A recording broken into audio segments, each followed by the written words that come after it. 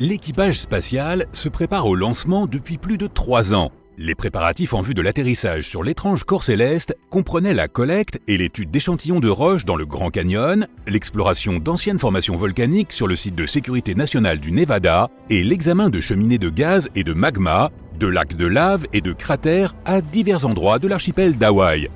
Pour pouvoir résister aux conditions de microgravité, ils ont appris à marcher en oblique en étant attachés et suspendus latéralement et en essayant de se déplacer le long des murs. Ils ont dû éprouver leurs limites en suivant un régime alimentaire et de sommeil intensif pour s'assurer qu'ils seraient en sécurité dans l'espace.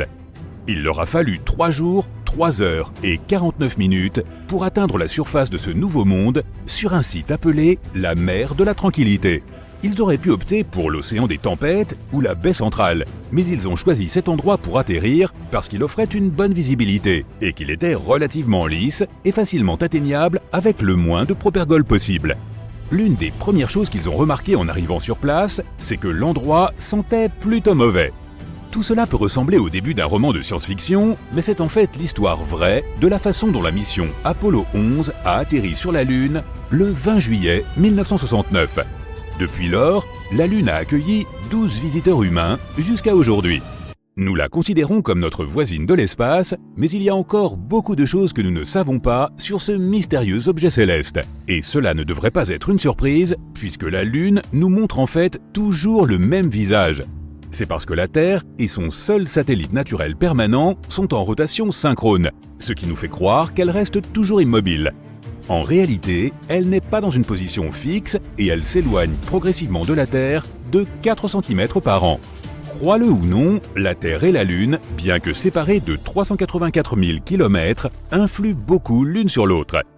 Si la Lune est en partie responsable des marées à la surface de notre planète, c'est en fait notre Terre qui est responsable des mouvements de la Lune. On les appelle les tremblements de Lune et ils durent bien plus longtemps que les tremblements de Terre, certains pouvant atteindre une demi-heure. La Lune peut nous sembler parfaitement ronde par une chaude nuit d'été, mais elle est en réalité ovale. Cette forme de citron est due à la force gravitationnelle de la Terre. Notre Lune présente davantage que des empreintes de pas lorsqu'il s'agit de traces humaines. En 1969, les astronautes américains ont laissé de nombreux objets à la surface de notre satellite, comme 2 balles de golf, un dessin du célèbre artiste Andy Warhol et un message de la reine Elisabeth II.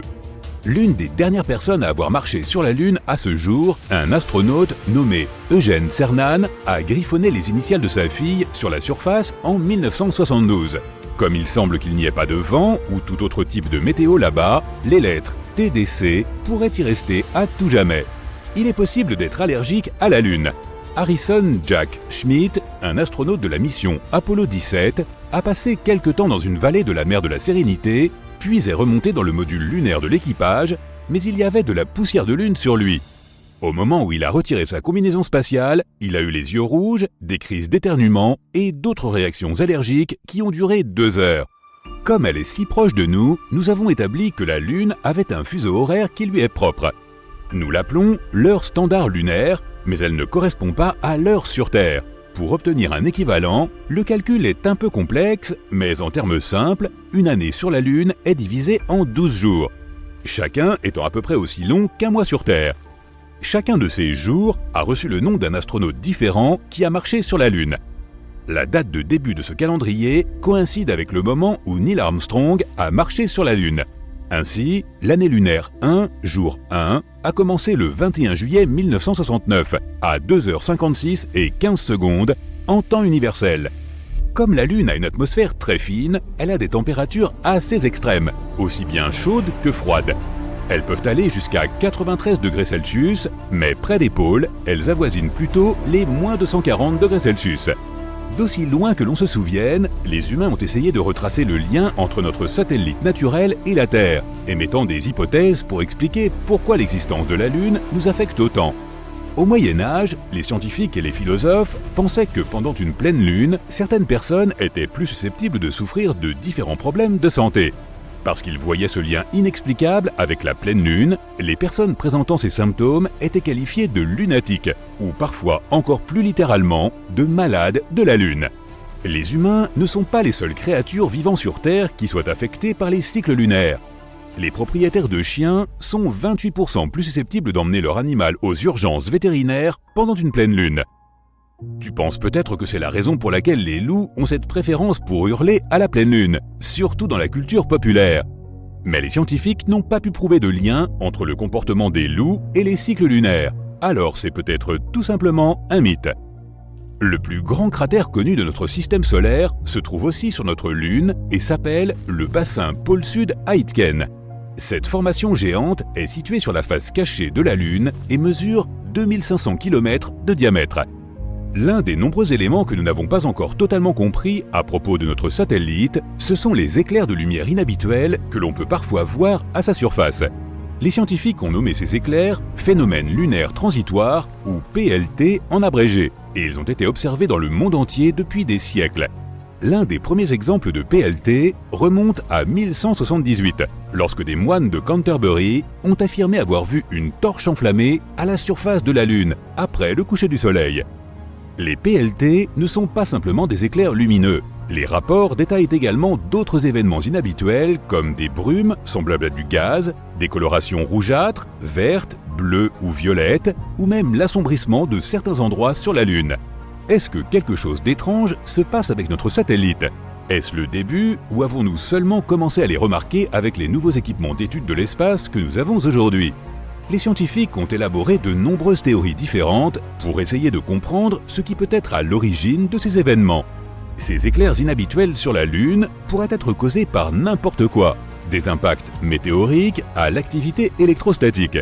Il est difficile de trouver l'explication de chaque événement, car la plupart de ces épisodes ne sont attestés que par un seul observateur sur Terre ou depuis un seul endroit. Le fait qu'il y ait une activité sismique notable sur la Lune peut aussi expliquer pourquoi nous pouvons parfois voir des éclairs de lumière inhabituels à la surface de notre satellite. Lorsque la surface de la Lune bouge, cela peut provoquer l'éruption de différents gaz réfléchissant la lumière, ce qui peut expliquer ces développements lumineux. Certains scientifiques ont même suggéré qu'une activité géologique résiduelle pourrait également en être la cause.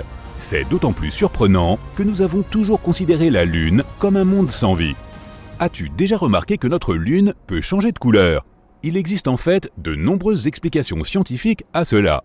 La Lune semble être d'un gris teinté de brun lorsqu'on la regarde depuis l'extérieur de l'atmosphère terrestre. Lorsqu'on la regarde depuis la surface de la Terre, la Lune semble changer de couleur en fonction de divers phénomènes. La Lune vue près de l'horizon sera très probablement jaune ou teintée de rouge. Une Lune de couleur bleue, plus rare, indique que l'on regarde notre satellite à travers une atmosphère transportant de grandes particules de poussière. La Lune peut même apparaître violette à certains moments, mais la cause de cette teinte spécifique est encore sujette à débat. Le fait que nous ne sachions pas exactement quelle quantité d'eau il y a à la surface de la Lune n'est pas la principale raison pour laquelle nous ne nous installons pas déjà là-haut. Il semble que les radiations soient les principales responsables. Des études récentes ont montré que la surface de la Lune avait un taux de radiation 5 à 10 fois plus élevé que celui que tu subis lors d'un vol transatlantique. Cela signifie qu'il est 200 fois plus élevé que le taux à la surface de la Terre. Lors de futures explorations lunaires, comme le projet Artemis par exemple, les scientifiques doivent prendre cela en considération pour ne pas exposer les astronautes. Nommé d'après la déesse Artemis, sœur d'Apollon, ce programme vise non seulement à placer des astronautes sur la surface lunaire à l'avenir, mais aussi à y construire une sorte de colonie pour étudier la Lune dans des conditions sûres. Alors que le projet a débuté en 2017, la première mission prévue doit être lancée à l'été 2022, avec une durée estimée de 25 jours. L'engin spatial sans équipage devrait atteindre l'orbite lunaire et revenir en toute sécurité avec suffisamment de données pour la prochaine mission comportant 4 astronautes prévue en mai 2024. Artemis 3, 4 et 5 devraient être lancés respectivement en 2025, 2026 et 2027, chacun ayant une durée prévue d'environ 30 jours. La hotline de la NASA ne cesse de sonner. Les opérateurs du centre d'appel sont en sueur à cause du stress. Ils ont à peine le temps de répondre au téléphone. Et tous les messages qu'ils reçoivent disent la même chose. Il y a quelque chose qui brille sur la Lune. En effet, des milliers d'astronomes amateurs observaient la Lune cette nuit-là.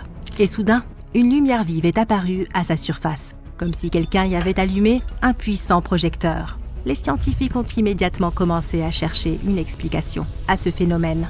Ils ont d'abord pensé qu'il s'agissait simplement de la lueur d'un avion volant entre les observateurs et la Lune. Mais alors, elle n'aurait pas été vue par autant de personnes depuis différentes parties du monde au même moment. Les suspects suivants ont été les satellites Starlink. En théorie, l'un d'eux aurait pu jouer un tour mesquin aux astronomes amateurs. Ces derniers auraient pu confondre la lumière du petit satellite avec un flash de lumière sur la Lune. Mais là encore, si le satellite était coupable de cette pagaille, l'éruption lumineuse n'aurait pas été statique, mais en mouvement. Alors que certains scientifiques continuent de chercher une explication à ce mystère, d'autres ont décidé d'étudier le phénomène plus en profondeur. Dans cette optique, ils ont construit un nouveau télescope au nord de Séville, en Espagne. Les conditions qui y règnent sont tout à fait adaptées à l'observation de la Lune. Le télescope est équipé de 2 caméras contrôlées à distance depuis un campus en Allemagne. Si les 2 caméras détectent un phénomène inhabituel à la surface de la Lune, le télescope y zoomera rapidement pour voir ce qui se passe.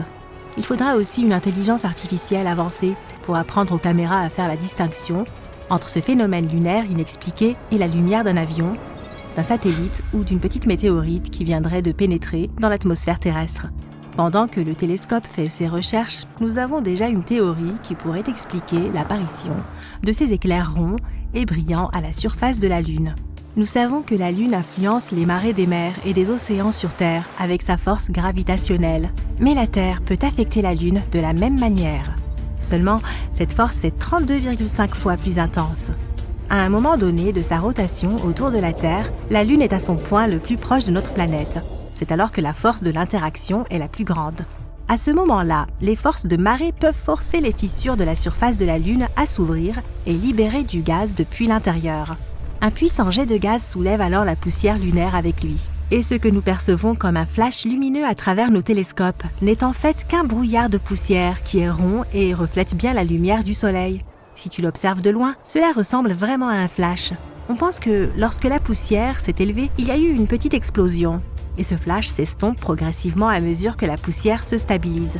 Ces phénomènes se produisent en permanence à la surface de la Lune. On les appelle des phénomènes lunaires transitoires. Mais en plus des flashs lunaires, des choses bien plus mystérieuses et bizarres se sont produites. En 1178, 5 moines ont affirmé avoir vu la Lune qui avait la forme d'un croissant, commencer à se scinder en deux à partir d'un point supérieur. Puis, du feu et des étincelles ont commencé à jaillir de l'endroit de la séparation. C'était comme si un dragon crachait des flammes. L'instant d'après, la Lune s'est mise à pulser, puis est revenue à son état normal.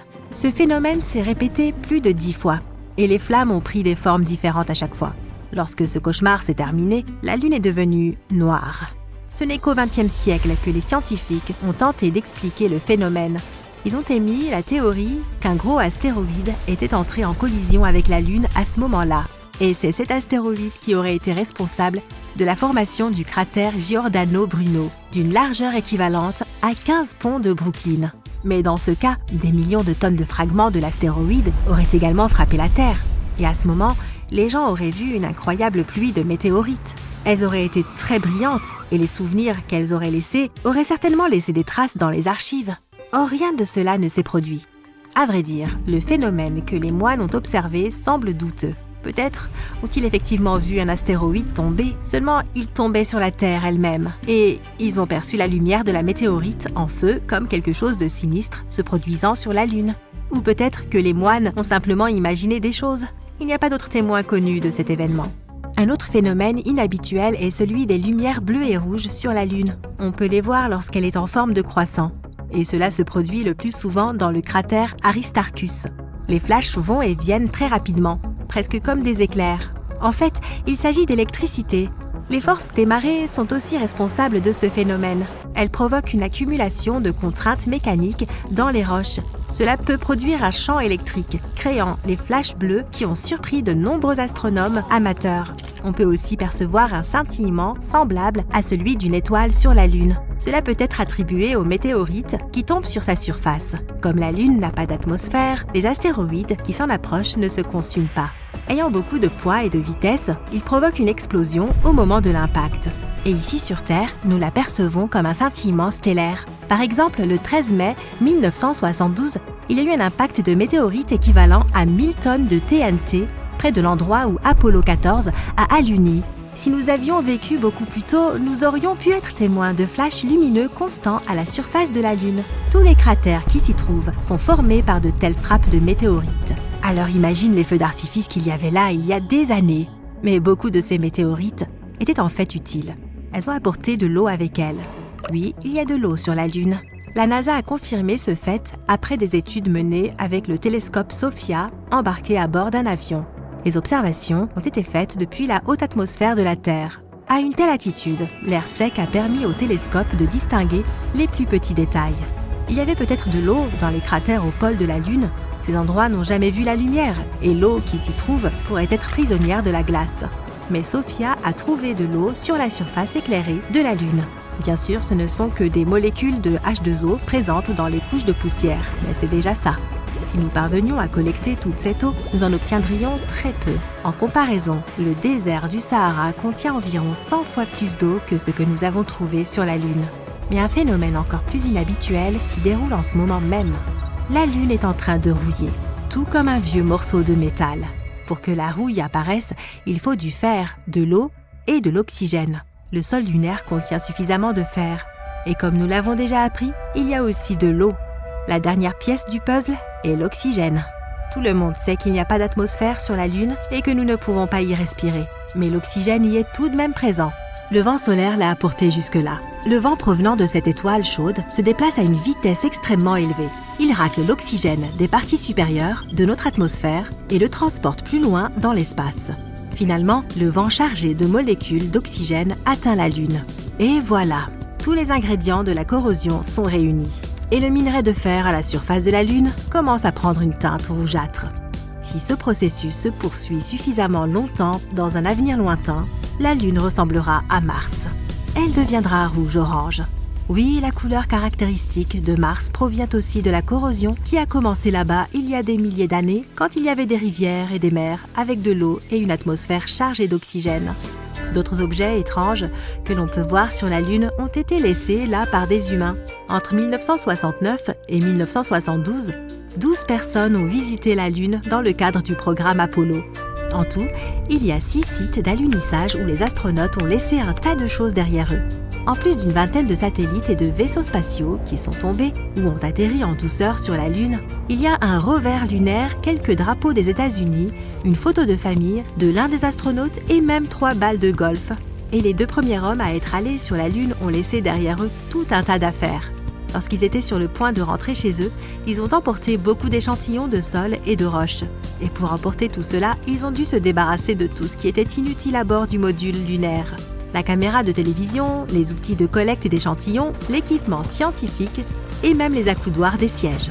Les astronautes sont restés à l'extérieur du module lunaire pendant 8 bonnes minutes et ont jeté toute une montagne d'objets inutiles. Si tu rassemblais tous ces objets et débris laissés là par les 12 astronautes et que tu les mettais sur une balance, elle afficherait environ 199 tonnes, soit l'équivalent de 3 chars blindés lourds ou 3 grands avions de ligne. Étrange, mais vrai. La surface de la Lune compte des millions de cratères, mais quelque chose d'autre a attiré beaucoup d'attention sur elle. Un trou géant rare qui s'est avéré être un tube.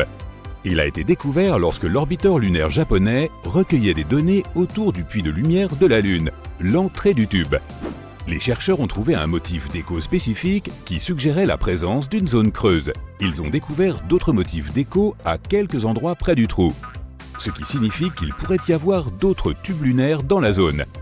Dans ce grand tube, on pourrait placer un terrain de football entier et le tube pourrait l'avaler en entier. Il a une forme irrégulière et fait 130 mètres de diamètre. Les scientifiques pensent qu'il pourrait y avoir des grottes secrètes, un système de tunnels ou tout un paysage géologique merveilleux sous la surface.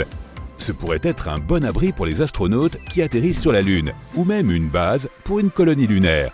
Personne n'a jamais réussi à rester sur la Lune pendant plus de 3 jours, à cause des conditions qui règnent sur le satellite. Il y a une large gamme de températures, une faible atmosphère et aucun champ magnétique qui protège la surface contre les radiations ou les rayons du soleil. Les astronautes portent des combinaisons spatiales qui ne peuvent pas les protéger pendant de longues périodes, mais un tube de lave le pourrait. Lorsqu'une coulée de lave refroidit, elle se couvre d'une croûte dure qui s'épaissit ensuite et crée un toit sur cette même lave. Elle continue de couler, mais lorsqu'elle s'arrête, le canal peut se vider, ce qui donne un tube vide. Notre planète a aussi des tubes de lave, mais ils ne sont pas aussi grands que celui que l'on trouve sur la Lune. Il existe un type d'arbre spécial appelé arbre lunaire. Il est cultivé à partir de graines qui ont été emmenées dans l'espace pendant l'une des missions et qui sont ensuite revenues sur Terre. Tu peux trouver ce type d'arbre aux États-Unis. La Terre est 27% plus grosse que la Lune et beaucoup plus massive. Notre gravité est aussi plus forte. Si tu laisses tomber une pierre sur la Terre, elle tombera plus vite. 68 kg sur la Terre ne représentent que 11 kg sur la Lune. La Terre a de nombreux satellites qui tournent autour d'elle, mais la Lune est son seul satellite naturel. Notre Lune s'est formée lors d'une grande collision entre la Terre et une autre planète de la taille de Mars. Cela s'est produit il y a environ 4,6 milliards d'années, peu après la formation du Soleil et de notre système solaire. Après la collision, un nuage de roches vaporisées s'est mis en orbite autour de notre planète, s'est refroidi et a pris la forme d'un anneau de petits corps solides. Ils se sont ensuite rassemblés et sont devenus la Lune, laissant des cratères en souvenir de cette collision. Si tu te tiens à la surface de la Lune, ton ombre sera plus sombre que sur Terre. C'est parce qu'il n'y a pas d'atmosphère pour diffuser la lumière et créer des ombres plus claires. L'une des lunes de Jupiter, Io, possède des centaines de volcans produisant des éruptions assez puissantes, envoyant parfois des panaches à 400 km dans l'atmosphère. Ces éruptions se produisent à cause de la gravité extrêmement forte à laquelle cette lune est exposée. Ses entrailles se contractent et se dilatent pendant les périodes où elles se rapprochent puis s'éloignent de Jupiter, ce qui génère suffisamment d'énergie pour une activité volcanique intense. Outre les planètes, des corps spatiaux plus petits ont parfois des lunes. En 1993, des chercheurs ont découvert un astéroïde de 32 km de large et sa lune de 1,6 km de large. Il faudrait 400 000 lunes pour égaler la luminosité de notre étoile, le Soleil. La Lune reflète la lumière qu'elle reçoit du Soleil, mais elle ne produit pas la sienne. Cette luminosité dépend de l'angle entre la Lune, la Terre et le Soleil. Notre Lune se trouve à environ 32 terres de nous et à 29 terres à son point le plus proche. Lorsque la nuit est sombre et claire, il semble que tu puisses toucher la pleine Lune. Mais si tu voulais le faire, tu devrais voyager sur une distance de 400 000 km. Pourtant, il y a de l'eau sur la Lune. Pas des flaques d'eau ou des lacs, mais des grains de glace d'eau qui existent dans les parties ombragées en permanence près des pôles de la Lune. Les scientifiques pensent que l'eau est arrivée sur la Lune il y a très longtemps, pendant une période où la Lune et la Terre étaient constamment frappées par des astéroïdes et des comètes qui contenaient de l'eau glacée. Ce processus pourrait même avoir contribué au développement de nos lacs et de nos océans, et pas seulement de l'eau glacée de la Lune. Des recherches plus récentes indiquent que l'intérieur de la Lune contenait déjà de l'eau et qu'elle est remontée à la surface pendant l'activité volcanique. Or, la même chose a pu se produire sur notre planète aussi. Sur les 200 lunes de notre système solaire, la nôtre est la 5e plus grande. La lune de Jupiter est la plus grande, presque 1,5 fois plus grande que la nôtre. Apollo 11 est la mission au cours de laquelle l'humanité a atterri pour la première fois sur la Lune. C'était un moment très important, diffusé dans le monde entier. Mais il a failli être interrompu par une énorme tempête qui sévissait en Australie à l'époque. Une antenne parabolique a été placée là-bas, ce qui nous a permis de recevoir les signaux de diffusion de la Lune. La Lune n'est pas un cercle parfait. Elle a plutôt la forme d'un œuf dont le sommet le plus épais est dirigé vers nous. Cette forme est due à sa rotation. Une pleine lune peut t'empêcher de dormir. Des études ont montré que des personnes avaient eu un sommeil moins profond et mis plus de temps à s'endormir pendant la période de pleine lune. Il ne s'agit pas tellement de sa luminosité, mais plutôt du cycle lunaire qui influence notre horloge biologique interne. Chaque année, la Lune s'éloigne de la Terre à cause de l'interaction entre la force gravitationnelle de la Lune et nos océans. En un an, elle s'éloigne d'environ 4 cm. Ce qui signifie que dans environ 600 millions d'années, elle sera plus éloignée de la Terre de 23 500 km qu'elle ne l'est actuellement. Ce chiffre n'a rien d'anodin, c'est le moment où les éclipses solaires totales cesseront de se produire. L'humanité n'a pas mis les pieds sur la Lune depuis quelques décennies, mais les empreintes de pas y sont toujours fraîches, car il n'y a pas de vent là-haut, si bien que ces traces peuvent rester là pendant des millions d'années. La Lune a son propre fuseau horaire appelé heure standard lunaire. Le temps est différent sur la Lune, donc une année y est divisée en 12 jours. Sachant que chacun est aussi long qu'un de nos mois. Les jours ont été nommés d'après les astronautes qui ont marché sur la Lune. Le calendrier lunaire commence au moment où Neil Armstrong a posé le pied sur la Lune en 1969. Il existe des sources d'énergie possibles pour les êtres vivants sur l'une des lunes de Saturne. Elle possède un océan sous la surface et elle pourrait présenter des réactions chimiques similaires à celles qui aident certaines formes de vie sur notre planète à survivre. La Lune abritait autrefois des volcans actifs, probablement à l'époque des dinosaures. La lave en fusion a durci à sa surface il y a des milliards d'années, ce qui a contribué à créer des cratères lunaires uniques. Mais les volcans sont en sommeil depuis longtemps désormais. La Lune connaît aussi des tremblements de terre, ou plutôt des tremblements de Lune. Tout comme notre planète, la Lune a aussi une croûte qui subit des changements et des mouvements. Les tremblements se produisent lorsque sa croûte se réchauffe et se dilate, ou bien ils peuvent même être causés par des impacts de météorites. Les tremblements de Lune ne sont pas aussi forts que les tremblements de terre, mais ils peuvent durer beaucoup plus longtemps, car la Lune n'a pas assez d'eau pour atténuer les vibrations sismiques. La Lune a une grande amplitude de température car elle n'a pas d'atmosphère. Pendant la journée, la température peut atteindre 93 degrés Celsius. Mais à ses pôles, elle est d'environ moins 240 degrés Celsius. En 2019, des astronautes ont découvert un étrange phénomène spatial. La Lune passait devant le Soleil et à un moment donné, il semblait qu'elle s'arrêtait puis commençait à reculer. C'est la même illusion d'optique que lorsque tu conduis sur l'autoroute et que tu dépasses une voiture qui est plus lente que toi. À un moment, alors que tu avances, il peut sembler qu'elle recule. La croûte de la Lune n'a pas la même épaisseur partout. Certaines parties ont jusqu'à 60 km d'épaisseur, tandis que d'autres sont beaucoup plus fines. La Lune elle-même ne change pas de couleur. Lorsque la lumière du Soleil traverse notre atmosphère, elle se reflète sur la Lune et nous la voyons en rose ou en rouge. Parfois, des particules de poussière sont envoyées dans l'atmosphère et, combinées à la lumière du Soleil, elles donnent à la Lune une lueur orange.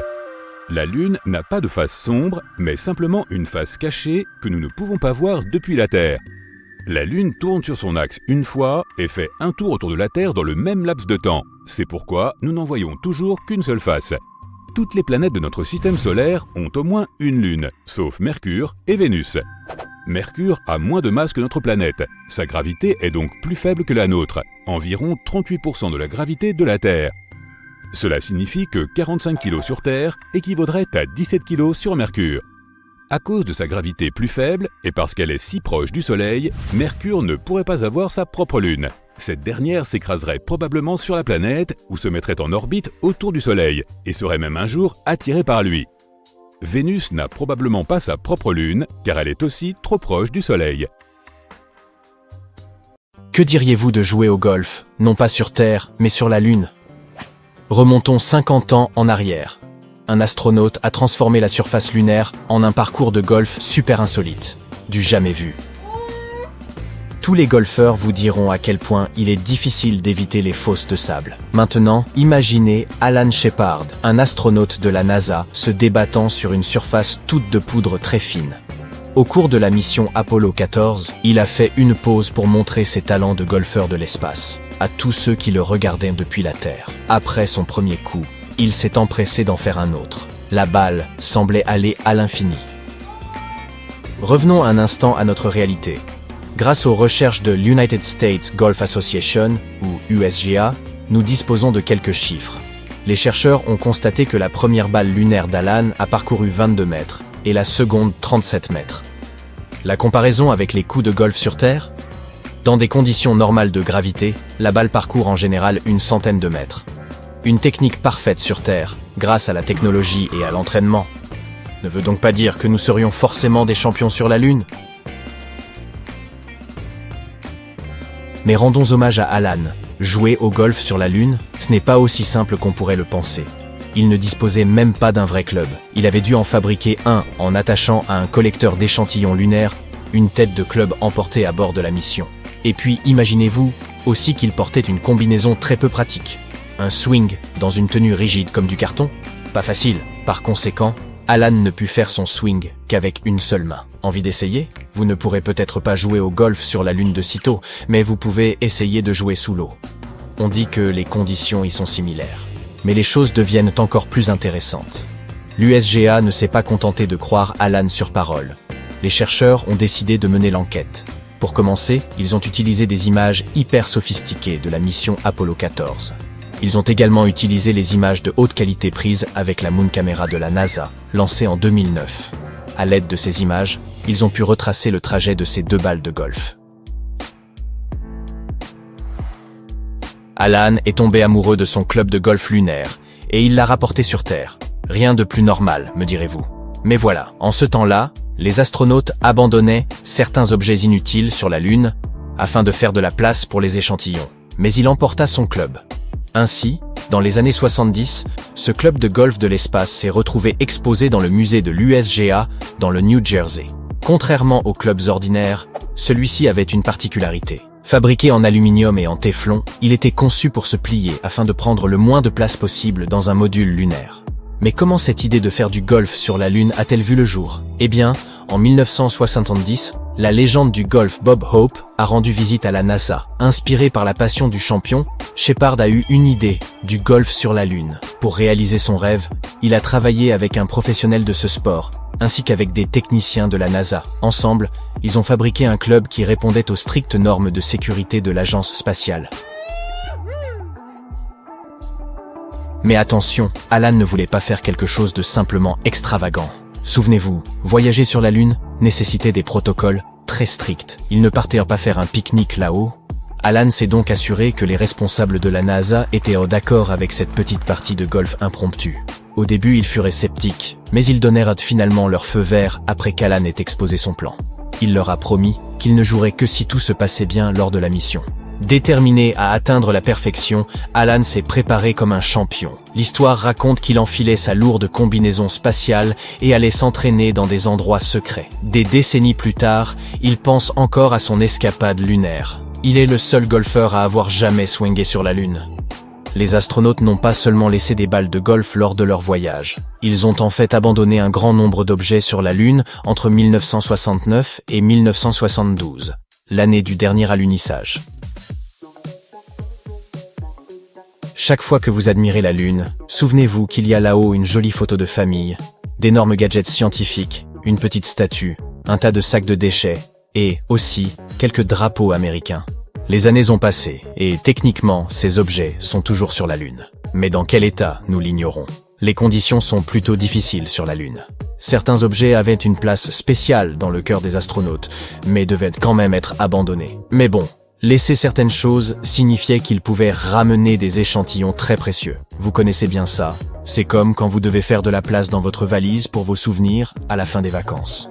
La NASA a-t-elle une liste complète des choses abandonnées sur la Lune? Non, pas vraiment. En fait, une équipe a essayé de créer une liste de tous ces objets. Et ils ont pu compter jusqu'à 600 articles appartenant à la seule mission Apollo 11. Et c'est sans compter les célèbres empreintes de pas de Neil Armstrong et Buzz Aldrin. Le matériel scientifique constitue l'essentiel des objets les plus volumineux sur chaque site d'atterrissage. Il y a par exemple des pièces de modules et des instruments permettant l'étude du sol lunaire. Mais on trouve aussi de très beaux témoignages. La plaque d'Apollo 11, ou un disque spécial contenant des messages de dirigeants du monde entier. Certains affirment que les astronautes ont également emporté des médailles en souvenir de cosmonautes héroïques, et qu'ils ont même laissé un rameau d'olivier en or, symbole de paix. Les missions lunaires ultérieures furent un peu plus amusantes, comme celle d'Alan Shepard et sa partie de golf. Mais c'est Charlie Duke qui remporte la palme de l'émotion. Lors de la mission Apollo 16, il a laissé une photo de sa famille Billabo. Il voulait ainsi qu'ils fassent eux aussi partie de l'aventure. Cependant, ces photos n'ont probablement pas bien vieilli en raison de la forte exposition de la Lune au rayonnement solaire. Il y aurait même un musée d'art, là-haut sur notre satellite. Je m'explique. On y a déposé une petite œuvre d'art appelée le Moon Museum. C'est une puce en céramique de la taille d'un ongle. Elle a été créée par un artiste nommé Forrest Myers. Ce minuscule objet présente des œuvres d'art miniatures de 6 artistes de talent. Parmi eux, on trouve par exemple le célèbre Andy Warhol, l'artiste de génie connu pour ses boîtes de soupe emblématiques et ses portraits de célébrités. Forrest Myers a déclaré qu'il voulait que son mini-musée soit déposé sur la Lune. Mais il y avait un problème. Les responsables de la NASA n'étaient pas d'accord. Cependant, Myers a déclaré dans la presse qu'il avait remis sa puce à un ingénieur travaillant sur la mission Apollo 12. Selon Myers, cet ingénieur a secrètement caché le musée de la Lune sur une des jambes de l'atterrisseur. Au cas où vous ne l'auriez pas encore compris, ces atterrisseurs lunaires ne reviennent pas sur Terre après leur mission. Prenez ceci avec des pincettes, cependant, car la NASA n'a jamais confirmé cette histoire. Vous vous demandez peut-être, mais pourquoi ont-ils laissé toutes ces choses? Parfois, c'était dans un but précis. D'autres fois, c'était purement pratique. À un moment, on a dit que lors de la mission Apollo 11 par exemple, une décision devait être prise. Les astronautes devaient rapidement déterminer ce qui était essentiel pour leur voyage de retour. Et ils ont dû créer une espèce de décharge, laissant à cet endroit tout ce dont ils n'avaient plus besoin. Abandonner des choses sur la Lune n'est pas si différent ce que nous faisons sur Terre. Tout comme les archéologues font des fouilles pour en apprendre davantage sur nos ancêtres, les objets laissés sur la Lune marquent le passage de l'homme sur le satellite. Certains objets avaient rempli leur mission. Par exemple, le mât du drapeau, ou la caméra ayant servi à diffuser ces pas de géants si célèbres. Et de nombreux outils utilisés par les astronautes pour collecter des échantillons ont été laissés sur place, car il y avait des choses bien plus précieuses à rapporter sur Terre, des cailloux lunaires. En ce qui concerne l'état actuel de tous ces objets, les scientifiques ne sont pas tous d'accord. Nous savons que l'observateur lunaire de la NASA a détecté certaines de leurs ombres, et qu'ils sont donc toujours là-haut. Le matériel de travail avait été construit pour durer. Il se pourrait donc qu'ils soient en bon état. Mais tous ces objets personnels, ils sont probablement méconnaissables aujourd'hui. La Lune, un magnifique satellite naturel parcouru de mystérieuses taches sombres. Comme nous ne voyons toujours qu'un seul côté de la Lune, nous sommes habitués à cette image. Il est difficile de l'imaginer sous un autre aspect. Mais avant, c'était différent. Eh oui, c'était vraiment différent. Imagine un peu, un énorme satellite incandescent dans le ciel qui provoque des tsunamis en permanence. Je te propose de remonter très loin dans le passé et de découvrir la Lune telle qu'elle était il y a toutes ces années. La Lune s'est formée il y a environ 4,5 milliards d'années. À cette époque, notre planète bleu-vert était encore un morceau de roche brûlant et incroyablement instable, lancé à fond de train dans l'espace. Nous n'avions pas encore de Lune, et un jour sur notre planète ne durait que 6 heures, ce qui signifie qu'il n'y avait que 3 heures de lumière par jour. Des volcans entraient en éruption un peu partout et tout le temps, libérant des gaz toxiques dans l'air, et des tas de météorites s'écrasaient régulièrement sur la planète. Au même moment, il y a 4,5 milliards d'années, ce qu'on nomme aujourd'hui l'impact géant se serait produit. Les scientifiques, qui sont généralement prudents, parlent de l'hypothèse de l'impact géant. D'après cette hypothèse, un objet de la taille de Mars se serait un beau jour écrasé sur la Terre. Mars est environ 2 fois plus petite que notre planète, donc le choc a été relativement catastrophique mais sans causer de dommages irréparables. Ce puissant impact a arraché une partie des couches supérieures de cet objet, et la Terre en a elle-même pas mal souffert. Le noyau de ce corps spatial a ensuite fusionné avec le noyau de la Terre. Et de nombreux fragments de notre planète se sont envolés dans l'espace. Ainsi, notre Lune a vu le jour, ou, pour le dire d'une manière plus scientifique, le processus de différenciation a commencé. C'est le processus que subissent tous les corps planétaires au début de leur vie. Comme l'impact a produit une chaleur immense, la plupart des gaz et des liquides présents sur les morceaux arrachés de la Terre ont été emportés. Seule une surface de pierre relativement sèche est restée. Donc oui, il y a de l'eau et des gaz sur la Lune, mais en très petite quantité. La gravité de notre planète était suffisamment forte pour que tous ces fragments de roche chaude restent dans son orbite, et ils se sont progressivement collés les uns aux autres. Les éléments chimiques qu'ils contenaient étaient répartis en couches. Le fer, le plus lourd de tous, s'est enfoncé profondément à l'intérieur, tandis que les éléments les plus légers sont restés à la surface. En peu de temps, une centaine d'années ou moins, l'anneau de vapeur, de poussière et de roche fondue a fusionné. Le plus gros amas, qui possédait la plus forte gravité, ont attiré de plus en plus de particules, créant peu à peu la Lune. Elle ressemblait alors à une boule rougeoyante en ébullition. Malheureusement, le noyau de la Lune naissante était très petit. Il lui manquait du fer ainsi que d'autres éléments lourds pour que notre satellite prenne plus de substance et devienne une planète. Les plus anciennes roches de la Lune se sont probablement formées dans cet océan de magma.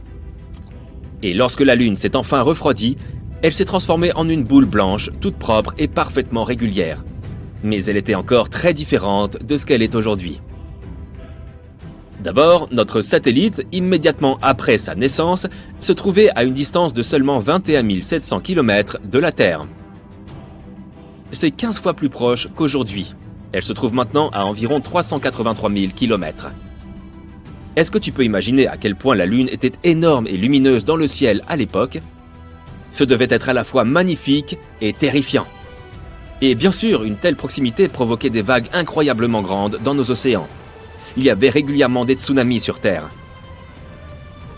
De plus, la Lune tournait encore très vite.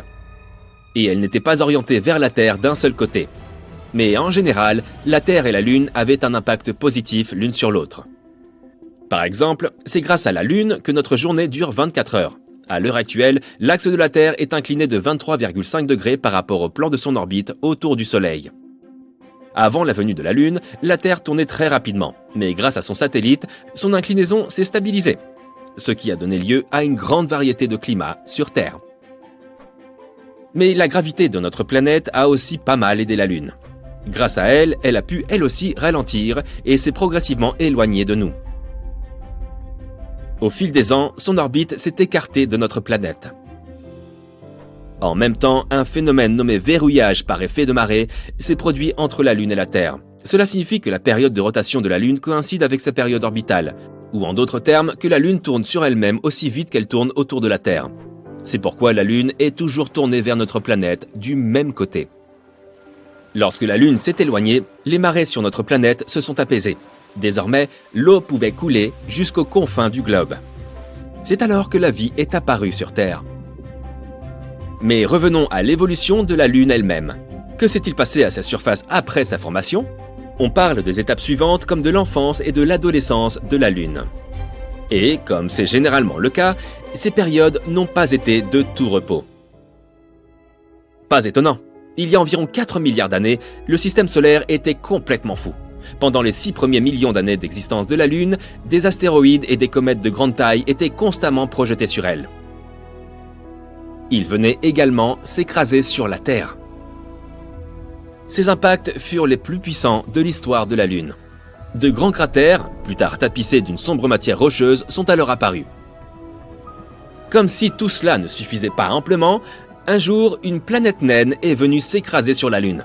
Elle faisait à peu près la taille de Cérès, le plus gros objet présent dans la ceinture d'astéroïdes située entre Mars et Jupiter. Cet impact a produit le plus grand bassin de la Lune et a changé à jamais son apparence. Tu vois cette tache sombre là sur la face cachée de la Lune ? Juste là, tout au sud. Il s'agit du bassin pôle sud Aitken. Son diamètre est d'environ 2500 km. Et oui, il a bien été formé par l'impact dont j'ai parlé il y a environ 4,3 milliards d'années. Cet impact a apporté avec elle tout un tas de composés chimiques complexes et étranges que les scientifiques trouvent maintenant un peu partout sur la face cachée de la Lune. Ces composés se sont mis à dégager énormément de chaleur, ont fait fondre une partie du manteau lunaire et oups, ont par la suite accidentellement réveillé les volcans. Ces volcans ont commencé à entrer en éruption. Une énorme quantité de magma a été répartie sur la surface de la Lune. Bien des années plus tard, tout ça s'est refroidi et ces taches sombres que l'on peut observer sont apparues. On les appelle les mers lunaires. On y trouve beaucoup moins de cratères que sur les terres. Mais au cours du dernier milliard d'années, la Lune a été géologiquement inactive, à l'exception de collisions occasionnelles avec des météorites. L'apparence de la Lune a changé à jamais à la suite de ces événements. C'est ainsi que, meurtrie et fatiguée, elle est entrée dans l'âge adulte. Mais la paix, malheureusement, n'était toujours pas au rendez-vous. Un nouveau groupe de météorites a décidé de venir l'embêter. Mais ce n'a pas été si grave. Il y a eu de nombreuses collisions, mais toutes de faible ampleur. Elles ont simplement laissé plusieurs cratères et fosses sur la surface lunaire, et ont peut-être un peu endommagé son manteau. Quelques-unes de ces collisions ont cependant approfondi certains des grands cratères. La croûte de la Lune est devenue de plus en plus fine au fil des ans à cause de cet interminable chaos. Et maintenant, nous appelons cette partie supérieure de la croûte, qui est couverte de cratères, les terres lunaires. Toutes ces zones blanches et lumineuses de la Lune, ce sont les terres par opposition aux mers. Mais finalement, l'univers s'est calmé. Pour l'instant, tout au moins. Et la Lune a commencé à ressembler à ce qu'elle est aujourd'hui. Il y a encore beaucoup de choses que nous ne savons pas sur le satellite naturel de la Terre. Il y a des moments de son histoire que les scientifiques ne peuvent toujours pas expliquer avec précision. Mais ils continuent à étudier notre magnifique satellite. Les données sur la Lune ne sont pas seulement utiles pour elles-mêmes. Elles nous donnent une image plus complète de l'histoire de notre système solaire et de l'espace dans son ensemble. Espérons donc qu'un jour, nous pourrons découvrir tout ce qu'il y a à savoir sur la Lune.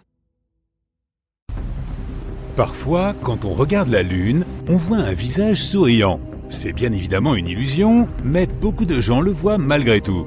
C'est dû au fait que sur la surface de la Lune, on trouve des mers et des montagnes. Ces reliefs, vus de la Terre, correspondent à des zones d'ombre et de lumière. Ces mers, les zones d'ombre, sont des plaines de lave durcie provenant d'éruptions volcaniques qui ont eu lieu il y a très longtemps. Les zones de lumière correspondent aux collines et aux montagnes. À nos yeux, ces taches lunaires forment un visage souriant ou parfois une autre forme. Notre cerveau a tendance à nous jouer des tours dans ces situations. Il s'agit d'un phénomène appelé pareidolie.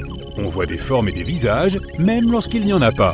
C'est comme quand on voit un visage sur une tranche de pain grillé ou des formes dans les nuages. Les habitants de l'hémisphère nord voient une forme de visage dans ces mers lunaires. Les yeux sont la mer de la sérénité et la mer des pluies. La mer des nuées forme la bouche et les mers des îles et des vapeurs forment le nez. Mais ce n'est qu'une façon d'interpréter ces formes et cela fonctionne principalement dans l'hémisphère nord. Les habitants de l'hémisphère sud, eux, voient la Lune à l'envers. Quand ils regardent la Lune, ils voient une personne qui porte des brindilles de bois. D'autres voient une femme avec les cheveux attachés, ornés de 2 bijoux, et ils voient son profil gauche. L'un des cratères rappelle un diamant qu'elle porterait autour du cou. Dans d'autres parties du monde, les gens voient un lapin. Les habitants du nord-ouest Pacifique en Amérique racontent une petite histoire sur le crapaud qu'ils voient dans la Lune. Un loup serait tombé amoureux d'un crapaud, mais le crapaud ne lui faisait pas totalement confiance. Il s'est donc enfui en bondissant sur la Lune. Est-ce qu'il existe des arcs-en-ciel sur les autres planètes ? Les ingrédients pour composer ces phénomènes merveilleux sont des gouttelettes d'eau et de la lumière. Nous n'avons pas encore découvert de planète avec de l'eau en surface et il n'y a aucune atmosphère assez humide pour produire de la pluie. Mais les gouttelettes d'eau ne sont pas les seules capables de réfracter la lumière du Soleil. Titan est l'une des lunes de Saturne. Son atmosphère est pleine de gouttelettes de méthane liquide qui produisent probablement de la pluie. Il y a énormément de brume sur Titan. La lumière directe du Soleil n'est donc pas chose commune. Mais il y a quelques probabilités que des arcs-en-ciel de méthane se créent un jour. S'ils existaient, ils seraient semblables aux arcs-en-ciel visibles sur Terre. Mais ils seraient un peu plus larges car le méthane réfracte la lumière différemment de l'eau. Il existe un phénomène similaire sur Vénus appelé Glory. Les chercheurs ont pu observer ce phénomène optique semblable à un arc-en-ciel. Il s'agit de la lumière du Soleil qui entre en contact avec des gouttelettes d'acide sulfurique. Jupiter est une planète énorme. Elle fait environ 11 fois la taille de la Terre. Ce n'est pas tout. Notre planète est 2 fois plus petite que sa grande tache rouge, l'orage qui gronde sur Jupiter depuis plus d'1 siècle. On doit une fière chandelle à Jupiter. Ses radiations dépassent 1000 fois le niveau létal pour l'homme et sa force de gravité est si puissante qu'elle protège notre planète des collisions. Dans d'autres systèmes planétaires, les planètes géantes comme Jupiter peuvent se déplacer et s'éloigner de leur lieu de formation. Elles tournent en spirale et s'approchent de leur étoile. En se déplaçant et en s'approchant de leur étoile, elles peuvent causer beaucoup de dégâts. Elles peuvent englober ou détruire des petites planètes ou tout autre corps céleste sur leur passage. Mais si ces planètes géantes restent à leur place, loin de leurs étoiles, elles protègent tout le système planétaire et les planètes internes en les maintenant en orbite autour d'une étoile centrale. Jupiter a reçu le nom d'aspirateur du système solaire parce qu'elle englobe toute comète ou astéroïde qui s'approche trop. Elle peut aussi changer leurs orbites et les renvoyer dans l'espace, d'où elles ne reviendront pas avant très longtemps. C'est comme cela que Jupiter protège les planètes internes, même si parfois certaines comètes ou astéroïdes lui échappent, comme probablement l'astéroïde qui a causé l'extinction des dinosaures il y a 65 millions d'années. Les anneaux de Saturne sont les plus connus de notre système solaire. Ils sont grands, colorés et très visibles. Tu peux même les voir avec un télescope tout simple depuis ton jardin. Mais d'autres planètes ont des anneaux comme Uranus, dont les anneaux gagnent la 2e place des anneaux les plus intéressants du système solaire. Il s'agit de 13 anneaux composés de particules très sombres de tailles différentes. Ils sont sûrement récents, beaucoup plus récents qu'Uranus elle-même. Selon une théorie, ces anneaux sont composés de débris d'une ou plusieurs lunes détruites lors d'impacts à haute vitesse. La quantité de débris était largement plus importante, mais seules certaines particules ont survécu et forment les anneaux d'Uranus. Notre planète a perdu 60% de son atmosphère à cause de l'impact d'un astéroïde qui, selon une théorie, aurait créé la Lune. La collision entre la Terre et un corps céleste de la taille de Mars a eu lieu il y a plus de 4 milliards d'années. Les débris se sont concentrés en orbite autour de notre planète et ont donné naissance à la Lune. Il y a au moins 37 volcans actifs sur Vénus, ce qui démontre que son noyau est encore actif géologiquement. D'autres recherches ont montré que l'intérieur de la planète était chaud et composé de structures circulaires. Des jets de matière extrêmement chaude jaillissent à la surface de Vénus et c'est ainsi que ces structures se forment. C'est le même principe que pour les aires volcaniques des Hawaï. Mais les chercheurs pensent que ces structures sont le résultat d'une activité géologique passée et ils considèrent que Vénus a beaucoup refroidi en limitant l'activité géologique au noyau et que sa surface s'est tellement endurcie que la matière ne peut plus s'échapper de la croûte. En parlant d'éruptions, il y en a aussi sur la Lune de Jupiter. Sur notre Lune, il ne se passe pas grand-chose, mais sur Io, il y a des centaines de volcans. Elle est considérée pour cette raison la Lune la plus active du système solaire. Si on pouvait la visiter, on verrait des jets de soufre jaillissant à plus de 300 km dans l'atmosphère. Ces volcans émettent une tonne de particules et de gaz par seconde dans l'espace proche de Jupiter. Ce phénomène pourrait être dû au champ magnétique de Jupiter qui contracterait et décontracterait le noyau de Io en fonction de sa distance par rapport à sa planète mère, ce qui générerait de grandes quantités d'énergie suffisamment pour alimenter l'activité volcanique. Il y a des milliards de comètes dans notre système solaire. La plupart d'entre elles se situent dans le nuage de Oort et dans la ceinture de Kuiper.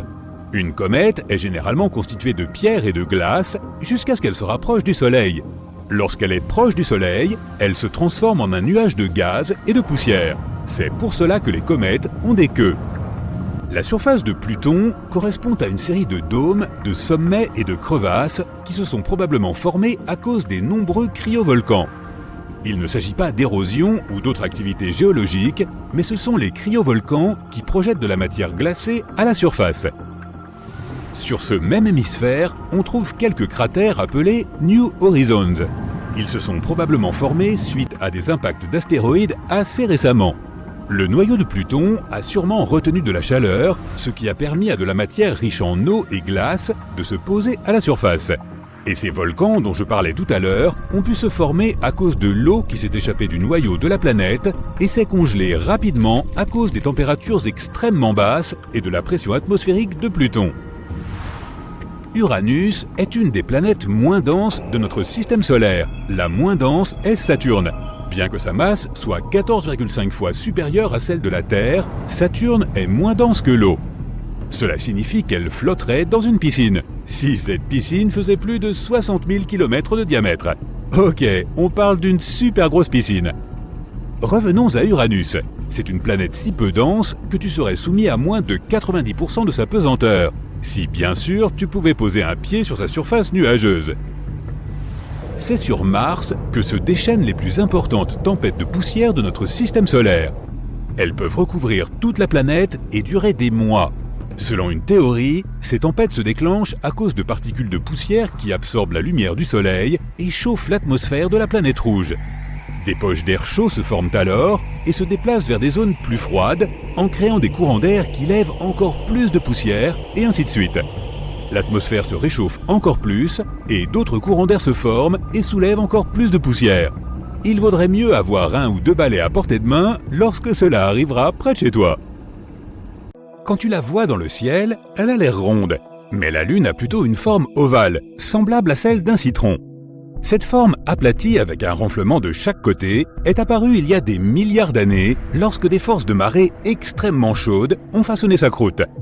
Elles ont réchauffé certaines régions plus que d'autres. La gravité de notre planète a contribué à exagérer cette forme de citron au fil du temps. Lorsqu'ils se préparaient à envoyer des missions sur la Lune, certains chercheurs étaient inquiets car il y avait une épaisse couche de poussière sur la surface lunaire. Ils avaient peur que les mers de poussière soient suffisamment molles et épaisses pour engloutir ceux qui y atterriraient. Mais même si la surface est poussiéreuse, cette couche est heureusement trop fine pour causer des complications. Notre Lune n'est certainement pas la plus grande du système solaire. La championne est Ganymède, l'une des 79 lunes qui tournent autour de Jupiter. Mais notre Lune est la plus grande par rapport à sa planète mère.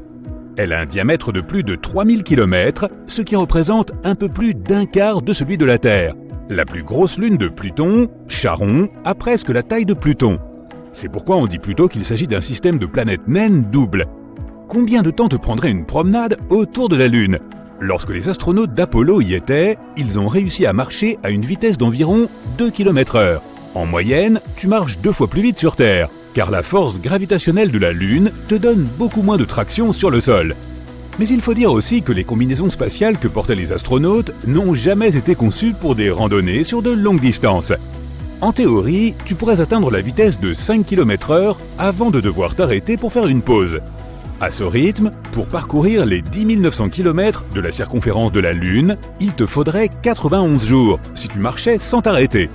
Pourquoi la Lune change-t-elle de forme ? Elle passe par différentes phases chaque mois, en commençant par la nouvelle Lune et en allant progressivement jusqu'à la pleine Lune, pour refaire la même chose, mais en sens inverse. La lumière du Soleil frappe une moitié de la Lune à la fois. Cela lui donne un côté nuit et un côté jour, comme ce que nous avons ici sur Terre. La forme sous laquelle nous voyons la Lune dépend de l'endroit où elle se trouve par rapport au Soleil. Si elle se trouve directement entre nous et le Soleil, la lumière du Soleil ne frappe que le côté que nous ne voyons pas. C'est une nouvelle Lune. Elle apparaît complètement sombre dans cette phase. Mais lorsqu'elle arrive du côté de notre planète qui est opposé au Soleil, son côté jour est complètement tourné vers la Terre. C'est alors que nous voyons une pleine Lune. Après la phase initiale de nouvelle Lune, nous voyons une partie de plus en plus grande de sa surface dans le ciel, tandis qu'elle tourne autour de notre planète. C'est ce que l'on appelle la phase croissante. Dans cette phase, la Lune prend d'abord la forme d'un croissant. Ensuite, quand elle est à moitié pleine, on appelle cela le premier quartier. Puis, elle entre dans une phase de Lune gibbeuse, lorsqu'elle est plus grande que la moitié, mais pas encore pleine. Après avoir atteint la phase de pleine Lune, elle rétrécit de nouveau lentement et passe par les mêmes phases en ordre inverse. Si tu vas un jour sur la Lune, tu verras probablement des empreintes de pas humains. Il est vrai que personne n'y a mis les pieds depuis la dernière mission Apollo en 1972. Et ces traces de pas pourront rester là pendant de nombreuses années, car il n'y a pas d'activité géologique sur la Lune, comme des séismes ou des éruptions volcaniques. Il n'y a pas non plus de vent, de pluie ou d'autres éléments qui pourraient effacer ces empreintes. Mais comment te rendrais-tu sur la Lune ? Les fusées sont probablement la première chose qui te vient à l'esprit.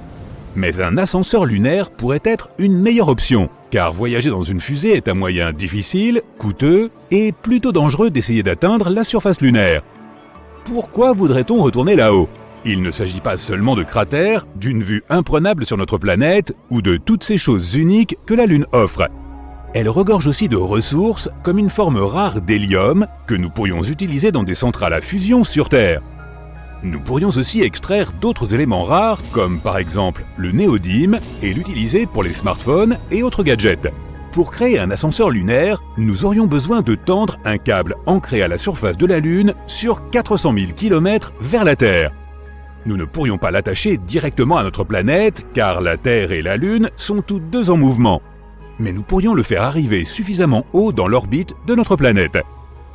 Il y aurait des navettes robotisées alimentées par l'énergie solaire qui monteraient et descendraient le long du câble. Un peu comme un tapis roulant qui transporterait les ressources rares et précieuses vers notre planète. Le câble serait aussi épais qu'un crayon et pèserait 40 tonnes. Cela semble coûteux à fabriquer, mais un ascenseur lunaire serait très probablement rentabilisé en seulement 53 voyages. La Lune est en mouvement constant, elle tourne sur son axe et autour de la Terre. Et il faut le même temps à la Lune pour faire une rotation autour de la Terre et une rotation autour de son axe. Au contraire de notre planète, qui tourne sur son axe toutes les 24 heures et fait un tour complet autour du Soleil en 365 jours.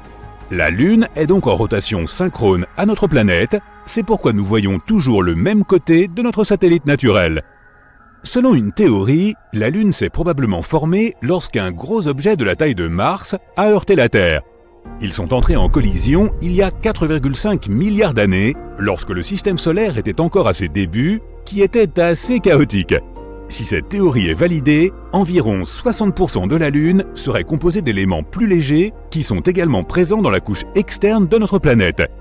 Un heureux concours de circonstances nous permet de voir des éclipses solaires totales depuis notre planète. La Lune a la taille et la distance parfaite par rapport à la Terre pour apparaître de la même taille que le Soleil lorsque nous la regardons dans le ciel. Lorsque la Lune passe entre le Soleil et nous, elle couvre parfaitement le Soleil. De plus, tu peux voir un halo impressionnant qui illumine ses bords. Si elle était plus éloignée de nous ou plus petite, une éclipse solaire donnerait seulement l'impression qu'il y a une tache sur le Soleil. Notre Lune contient de l'eau qui jaillit un peu partout. Il y a là-bas de l'eau renfermée dans de la glace. Certaines molécules d'eau se déplacent à la surface lorsque la Lune se refroidit et se réchauffe pendant la journée. L'eau reste bloquée à sa surface jusqu'à midi lunaire lorsque le Soleil est au-dessus de la branche supérieure de l'un des méridiens de la Lune. À ce moment-là, une partie de l'eau fond, se réchauffe et se retrouve dans la délicate atmosphère lunaire. Son atmosphère contient aussi quelques gaz inhabituels, notamment du potassium et du sodium. Vénus, Mars et la Terre n'ont pas ces gaz dans leur atmosphère, donc l'eau reste et flotte là jusqu'à ce qu'elle arrive dans une zone plus fraîche. Ensuite, elle se dépose à nouveau à la surface. Il y a une anomalie spécifique sous la surface du pôle sud de la Lune, un blob géant et extrêmement dense de métal logé dans le manteau, et il modifie probablement le champ gravitationnel de la Lune. Personne ne sait comment un blob de métal aussi énorme s'est retrouvé piégé sous la surface lunaire. Il pourrait s'agir de restes de l'astéroïde Fer-Nickel. Il y a 4 milliards d'années, cet astéroïde s'est écrasé sur la face cachée de la surface lunaire et a créé cet énorme cratère nommé bassin pôle Sud-Aitken. Notre satellite naturel rétrécit, son intérieur se refroidit, ce qui fait que la Lune devient plus fine de 45 mètres, tout comme un raisin se plisse lorsqu'il rétrécit. Mais un raisin a une peau flexible, tandis que la croûte de la surface lunaire est fragile. C'est pourquoi elle se brise lorsque la Lune rétrécit et forme ainsi des failles de poussée. Une section de la croûte pousse sur la partie la plus proche. Cela se produit depuis quelques centaines de millions d'années. Ces failles lunaires sont toujours actives. Elles produisent probablement des séismes lunaires car la Lune rétrécit et se refroidit progressivement tout le temps. Certains de ces tremblements de Lune sont forts, environ 5 sur l'échelle de Richter. Pendant leur orbite autour de la Lune, les astronautes ont pris des images d'INA, un dépôt volcanique assez inhabituel. INA n'est pas très vieux. Il pourrait s'être formé quelque part entre 3,5 et 1 milliard d'années. Les volcans de la Lune étaient probablement actifs pendant l'ère des dinosaures. Si seulement ces derniers avaient pu inventer les télescopes, ils auraient probablement joui d'une vue magnifique de la lave qui suintait de la surface lunaire de temps en temps. La Lune a son propre fuseau horaire appelé heure standard lunaire. Il ne correspond pas à l'heure sur notre planète. Une année sur la Lune dure 12 jours. Chaque jour est à peu près aussi long qu'un mois sur Terre. Ces jours ont reçu leur nom d'après les astronautes qui ont marché sur la Lune. Les jours sont divisés en 30 cycles, les cycles sont divisés en heures, minutes et secondes. Le calendrier a commencé lorsque Neil Armstrong a posé le pied sur la Lune le 21 juillet 1969. Le satellite chinois Yutu-2 fait partie d'une mission robotique vers la face cachée de la Lune lancée le 7 décembre 2018. Le 3 janvier 2019, il effectue le tout premier alunissage en douceur sur la face cachée de la Lune. Il se pose dans le cratère de Von Karman, non loin du pôle sud de la Lune. Les scientifiques s'intéressent à cette région car les cratères froids et toujours ombragés qui s'y trouvent contiennent de l'eau glacée. Ces plaques de glace sont irrégulières et probablement anciennes. Au sud, la majeure partie de l'eau glacée est concentrée dans des cratères, tandis qu'au pôle Nord, elle s'étend de façon plus éparse. Dans tous les cas, cette glace pourra être utilisée une fois qu'une mission habitée de longue durée atterrira sur la Lune. Quoi qu'il en soit, plusieurs jours après l'atterrissage de Yutu-2, il ferme ses systèmes d'exploitation et hiberne durant sa première nuit lunaire. Il se réveille le 29 janvier 2019. Tous ses outils fonctionnent normalement. Le rover parcourt 120 mètres lors de son premier jour lunaire complet. Un jour lunaire dure environ 14 jours terrestres et une nuit lunaire a la même durée. Se déplacer et explorer pendant la journée et s'éteindre pendant la nuit deviennent la routine du rover. C'est lors du 8e jour lunaire que Yutu-2 tombe sur quelque chose d'incroyable. Cette découverte conduit les scientifiques à remettre à plus tard tous les autres plans de la mission. Ils se concentrent sur la découverte de l'étrange matière trouvée par le rover. Au début, ce jour lunaire n'est pas différent des autres. Il commence le 25 juillet lorsque le rover commence à se frayer un chemin à travers une zone parsemée de minuscules cratères d'impact. Yutu-2 est aidé et surveillé par l'équipe de pilotes du Centre de contrôle aérospatial de Pékin. Le 28 juillet, l'équipe se prépare à arrêter le rover pour une sieste de mi-journée. Le Soleil est haut dans le ciel, cela signifie qu'il y a des niveaux élevés de radiation et des températures brûlantes qui peuvent endommager la machine. Avant de mettre Yutu-2 hors tension, les scientifiques examinent les images prises par la caméra principale du rover. C'est là qu'ils le repèrent. Un petit cratère rempli de quelque chose qui semble étonnamment différent du paysage environnant. Incapable d'identifier la substance ressemblant à du gel, l'équipe ordonne au rover d'examiner cette étrange découverte. Yutu-2 s'approche prudemment du cratère pour examiner la substance étrangement colorée. La machine utilise un équipement spécial qui détecte la lumière réfléchie par la substance. Elle est censée aider les chercheurs à comprendre la structure de la matière. Malheureusement, la nature de cette découverte exceptionnellement colorée reste un mystère pendant plus d'1 an. Il n'est pas étonnant que cette découverte, ainsi que le fait qu'au départ, il n'y ait pas eu d'image de cette étrange chose, ait suscité la curiosité du monde entier. La seule description disponible de la substance était qu'elle ressemblait à un gel brillant coloré de façon aléatoire, ce qui était plutôt étrange pour la surface poussiéreuse et aride de la Lune. Mais finalement, le mystère semble avoir été résolu. Les chercheurs ont analysé les informations reçues de l'équipement du rover. Comme prévu, la substance s'est avérée être composée de roches, de la brèche verdâtre et scintillante, dans un échantillon ne dépassant pas 51 cm sur 15. C'est un peu comme une version géologique de la salade Jello, avec des fruits à l'intérieur. Si tu la fais fondre, elle aura l'air vitreuse. La brèche est constituée de pierres pointues, reliées entre elles par une substance semblable à de la craie. L'échantillon trouvé sur la face cachée de la Lune est constitué d'un mélange de différents minéraux.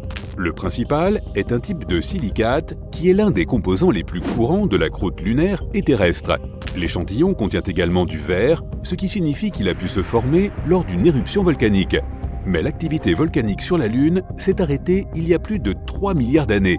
C'est pourquoi les chercheurs sont presque sûrs qu'elle n'est pas à l'origine de cette découverte inhabituelle.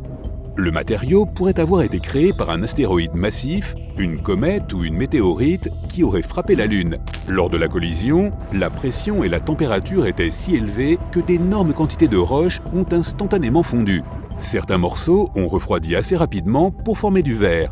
Le reste s'est rassemblé au centre du cratère d'impact et s'est refroidi plus lentement, formant une nouvelle roche. La substance ne s'est probablement pas formée dans le cratère von Karman, mais dans les cratères voisins de Finsen et d'Alder. Le creux où le rover a fait sa découverte ne faisait que 2 mètres de diamètre. Ce qu'il a créé ne devait pas dépasser 2,5 cm de large. Mais alors, cela serait trop petit pour créer un si gros morceau de brèche. Il est intéressant de noter que la matière est similaire aux échantillons recueillis par les astronautes lors des missions Apollo de la NASA. L'un de ces échantillons était constitué de tessons de minéraux brisés et sombres collés les uns aux autres. Il contenait également du verre noir et brillant. On n'est pas sûr toutefois que ce soit la même substance que celle découverte par Yutu-2. Lorsque le rover a pris des photos et effectué ses mesures, il faisait plutôt sombre dans la zone. La qualité des images n'est pas très bonne. Les experts expliquent également que la mission examine une zone de la Lune jusqu'alors inexplorée. C'est pourquoi ils n'ont pas d'échantillon de cette région pour les comparer avec la substance verdâtre et brillante que le Yutu-2 a trouvée. Mais si leur supposition s'avère exacte, alors la face cachée de la Lune pourrait avoir plus de points communs avec celle qui fait face à la Terre qu'on ne le pensait. Mais qu'est-ce que ce côté obscur du satellite naturel de la Terre a de si spécial et pourquoi ne pouvons-nous pas le voir ? Tout cela est dû au phénomène connu sous le nom de rotation synchrone. Le seul satellite naturel de la Terre tourne autour de son axe une fois tous les 27 jours, et il lui faut le même temps pour faire le tour de notre planète. C'est pourquoi on voit toujours la même face. Pour être précis, 59% de la surface de la Lune est visible. Cela signifie que l'on peut apercevoir la face cachée du satellite à certaines périodes de l'année. La face de la Lune que nous ne pouvons pas voir est très différente de celle qui fait face à la Terre. Elle n'a pas de taches sombres visibles la nuit, qui sont des plaines basaltiques lunaires appelées mers lunaires. Elles ont été créées par d'anciennes éruptions volcaniques. Celles-ci se sont produites il y a 3 à 4 milliards d'années. Au lieu de plaines, la face cachée de la Lune abrite d'innombrables cratères et de hautes montagnes. L'une des hypothèses pouvant expliquer une différence aussi frappante entre les deux faces est basée sur la théorie de la collision. Elle affirme qu'il y a des milliards d'années, la Terre est entrée en collision avec une autre planète ou un autre corps céleste massif. Après cela, les débris de cette collision se sont écrasés contre quelque chose qui allait plus tard former notre Lune. C'est pourquoi les paysages du satellite sont si différents d'un côté à l'autre. Une théorie plus récente suggère que la partie de la Lune qui fait face à la Terre est plus chaude en raison de la chaleur rayonnée par notre planète. Pendant la période des éruptions volcaniques, il faisait plus frais sur la partie la plus éloignée. C'est pourquoi les minéraux y sont devenus solides plus rapidement. Ils ont formé une couche protectrice protégeant l'intérieur de la Lune contre les météorites. Mais chaque impact a laissé un impressionnant cratère. Dans le même temps, une croûte beaucoup plus molle sur la face avant de la Lune crachait de la lave chaque fois qu'un météorite la frappait. Après que cette lave se soit refroidie, elle a recouvert les cratères des impacts. Même si la face la plus lointaine est souvent appelée la face sombre, les deux côtés reçoivent presque la même quantité de lumière solaire. Le côté que nous voyons semble un peu plus lumineux en raison de la lueur provenant de la Terre. Il y a deux raisons pour lesquelles les scientifiques sont intéressés par l'exploration de la face cachée de la Lune. Après avoir quitté notre planète, de nombreuses ondes radio sont bloquées par le satellite naturel de la Terre. Si les astronomes pouvaient construire leurs télescopes radio et optiques sur la face cachée, ils obtiendraient beaucoup plus de données. Il n'y aurait aucun problème d'interférence, quelle qu'en soit la nature. Les télescopes seraient également protégés de l'éblouissement de la lumière du jour provenant de notre planète. Si les télescopes étaient installés dans des cratères, ils seraient également protégés du rayonnement solaire. Les astronomes pourraient ainsi obtenir une vue incroyablement claire des régions lointaines de l'univers. De plus, les scientifiques pensent qu'il y a de grandes quantités d'hélium-3 de l'autre côté de la Lune. La Terre est protégée des vents solaires qui transportent ce gaz par son champ magnétique. Mais notre satellite naturel n'a pas un tel bouclier. C'est pourquoi les experts pensent que la Lune peut être un endroit parfait pour l'extraction de l'hélium-3. Cet élément rare pourrait être utilisé plus tard comme combustible pour les réacteurs à fusion.